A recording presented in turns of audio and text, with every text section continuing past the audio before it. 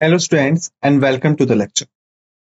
So students, as we know that we are covering the National Disaster Management Authority. Okay. And before starting the main topic like NDMA, National Disaster Management Authority, basically we are trying to find out the key indications and the elements regarding the disaster as well as the management. Then only we will be able to connect with both disaster management and all. Okay. So I hope that you have revised the previous lecture in the well enough manner, but before starting this lecture, I will also try to communicate the same which I had told you in the previous lecture. Okay. But prior to this, let us see what we have scheduled for the discussion under this particular series, like starting with the definition part. Thereafter, disaster happened over time. Causes of a disaster. Impacts of a disaster. Elements of disaster management in India. Establishment of the NDMA. Objectives of the NDMA.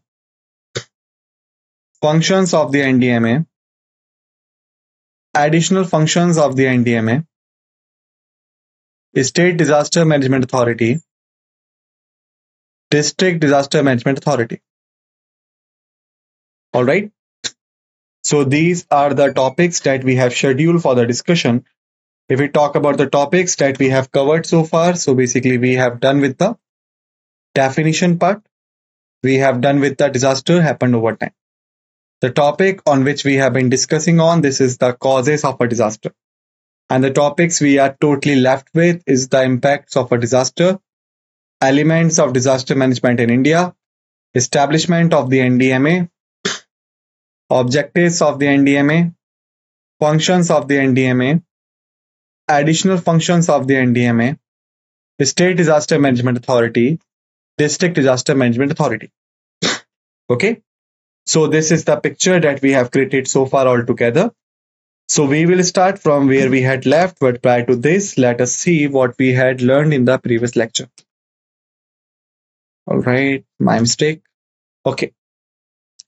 In the previous lecture, basically, we had started the discussion over the soil erosion, right? Sorry, this is not.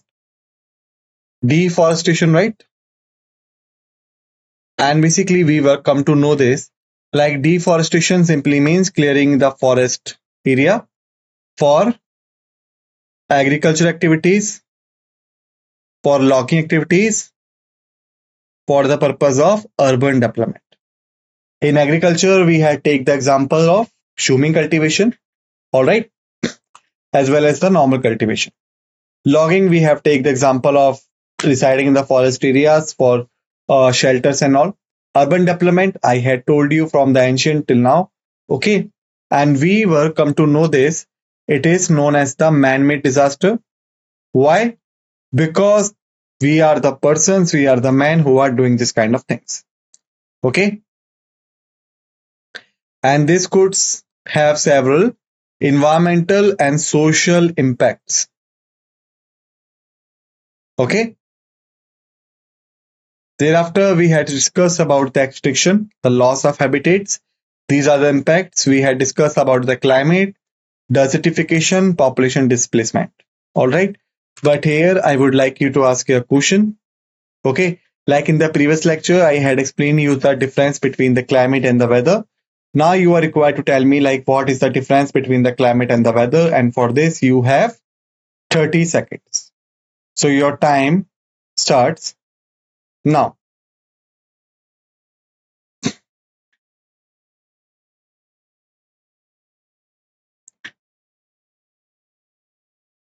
Ten seconds have been passed off. Last 20s are remaining.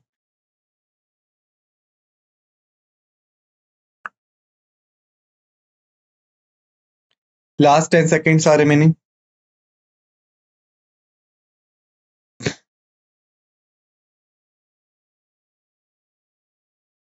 All right, the time's up. So basically the climate and the weather are the, you can say elements of the environment or the atmospheric activities. all right, where weather is the short-term change, climate is a long-term change. Okay, like if it is 11 a.m. there is a shining, 3 p.m. there is a raining, 4 p.m. again there is a normal weather. Then it is known as the weather. But if we talk about the climate, then suppose someone is living in the Thar desert, the climate will always be a hotter. If you are living in North India during the summer months, the climate will be hotter. If you are living in the South India, whether it's summer or winter, the climate will be moderate. Okay, so this is the difference between the climate and the weather. All right, so basically we will continue with the deforestation. Like in the previous lecture, we had discussed the impacts of the deforestation. Now we will discuss the mitigation measurements so that we could protect the trees and we could reduce the events of deforestation. Okay, so let's start with the measurements. First is sustainable forestry practices. Okay, sustainable forestry practices. Now, sustainable development, sustainable goals and all. All right. So I'm pretty sure that you have listened to this word many a times. All right. Now I'm going to ask you a simple question. What is the meaning of sustainable? Okay. Why we are using the sustainable and what is the implications of it? To answer this question, again, I will give you 30 seconds. All right. And your time will start now. Just think about it.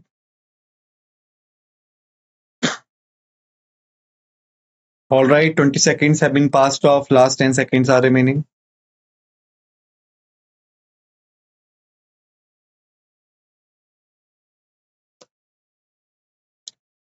All right. The time's up. So basically, if we talk about the sustainable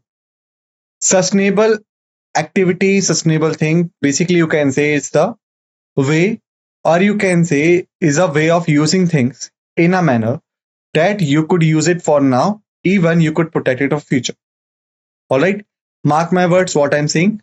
Using the thing in a manner that you could use it now to fulfill your current requirements, even you could save it for the future. All right, okay, so it is also applicable in the field of forest, natural resources and all. Like whatsoever natural resources we are getting it from the previous generations. Why? Because the previous generations were using it responsibly so that we could have them.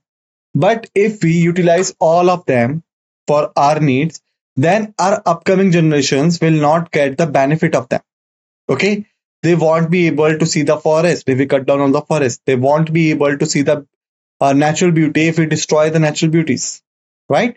So because of this, we acquired a term sustainable development, which simply means that using the things in a manner that we could use them for now, even we could protect it for the future. All right.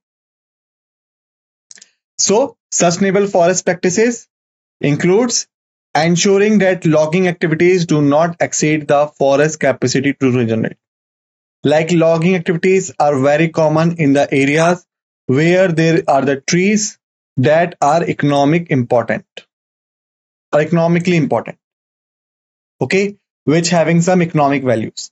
These trees are often cut down by the contractors, all right, and then they sell their wood in the market. Okay, so logging activities also provides a livelihood to many people, so we could not ban it completely, but we could manage it. Like we could ensure that logging activities should be continue, but should not be over continue that they exit the forest capacity to regenerate. That should not be done. All right. It means that the logging activity should be continue within the capacity of forest to regenerate itself. All right. To regenerate the tree and all. Got it? Thereafter, reforestation and afforestation. Okay.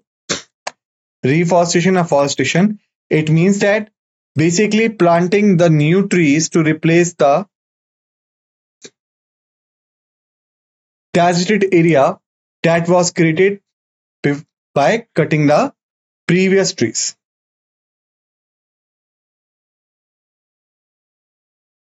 So you can say, suppose there was a land on which there were trees and the forest areas. All right. We cut down the areas, we cut down the trees, then the area will become a territory area, right?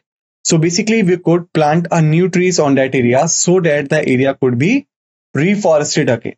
All right. And the last is conservation policies. Okay. Now, what is the meaning of conservation? Conservation is the meaning of protecting something. Okay. And you can say protecting the value of something and all. All right.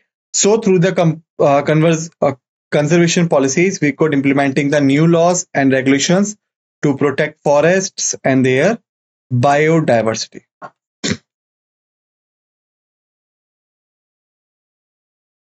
All right. It means that there are various laws and regulations which could ensure that there should not be any illegal cutting down of trees, illegal hunting down the biodiversity of the natural areas. All right. So that we could ensure the protection of the forest and their biodiversity and the environmental well-being for the environment as well as for the humans. Got it?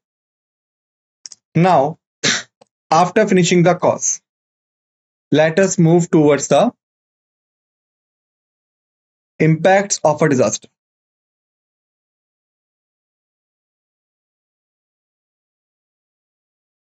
Like, what could be the impact of a disaster on the various factors? All right. So basically, we can say natural disasters can profoundly alter the lives of individuals and families who survive them. Natural disasters can profoundly alter the lives of individuals, families who survive them. All right. Alter means changing. Okay. Alter means changing. So if there is any individual families who survive the natural disaster, then he could not live the life as he used to live earlier the survival of the disaster, because there are so many things. Their impact often extend beyond the personal tragedies, like affecting the entire nations, communities, cities, and states. It means that the occurrence of natural disaster not only impacted the personal tragedies of the individuals and their respective families, but as a society, as a nation, as a community, it could impact even the entire nation. For example, we can say, suppose there is any earthquake, okay, happened in India, like the 2002 Gujarat earthquake and all, right? First thing, what it will do? It will claim many lives. All right.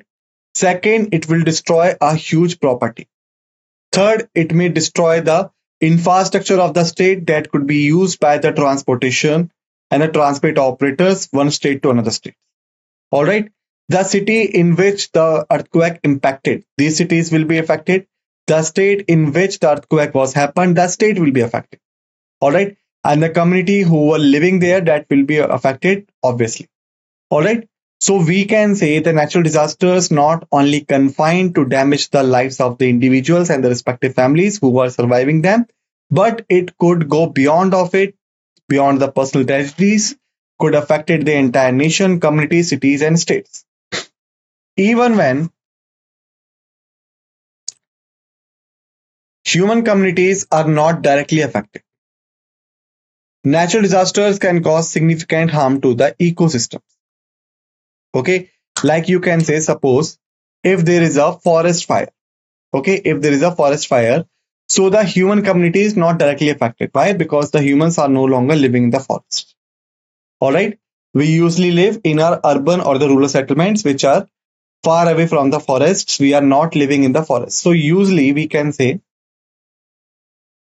in the forest fires, we are not getting affected directly. But the ecosystem which was in the forest, which is directly or indirectly connected with the humans also, that ecosystem is actually getting disturbed. All right. So that's the thing. And now we are going to see some several impacts of the disasters. All right. First impact is the injuries. Okay. Disasters often result in a large number of injuries, and this could be ranged. All right. This could be ranges from minor cut and bruises to severe trauma requiring urgent medical attention. Like suppose assuming yourself, all right, you are in a village or in the open field when suddenly the flood hit the village. All right, the flow of water was that much higher that it destroyed each and everything that falls in the path of it. All right, so you were in the open field and you were in the village also, so there are chances that you will be affected also. Okay, so this affection, or you can say this impact in the terms of injuries could be from the minor cuts and brushes to the medical attention. Might be you get the minor cuts and bruises. Okay, like you only get some minor injury that could require the bandage on low. Okay, and through using the bandage that could be fixed. But maybe during this event you got affected in a manner that you struck with something, all right, and you can say when you were running you get fell down and anything happened. So in that scenario, not a normal dressing could prevent the recovery of injury. All right, basically then it requires the urgent medical attention. All right, and this is also getting worse. Why? Because immediate aftermath of the disaster. Like suppose the disaster, like the flood, just hit the village. When the flood is hitting the village, and even after the several hours, the medical help could not be immediately provided. Why? Because it could overwhelm the local healthcare systems, making it difficult to provide the adequate care. And how it could be done?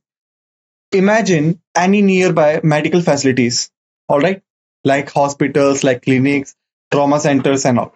All right. So basically, if you look at them, they do not having the unlimited quantity or unlimited capacity.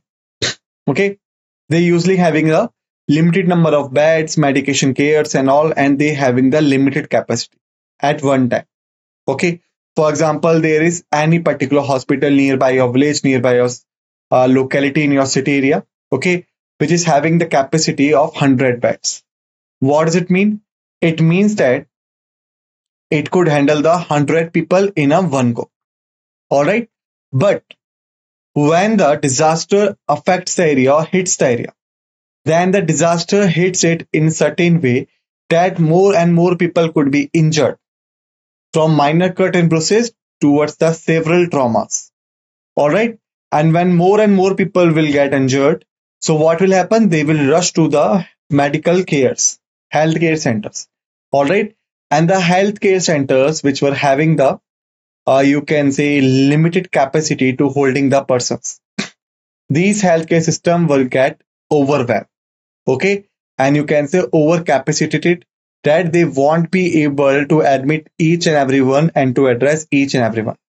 So because of this, the local healthcare systems become overwhelmed, overcrowded, overcapacitated, that they could not provide the adequate care to each and everyone who got injured, ranging from minor cuts and bruises to the trauma requiring urgent medical attention. So now you could imagine it by yourself. The disaster in the number of injuries, not only affecting the life of the survivors, but it also affecting the healthcare system. It means that it is going beyond of it. All right. The next factor is the death.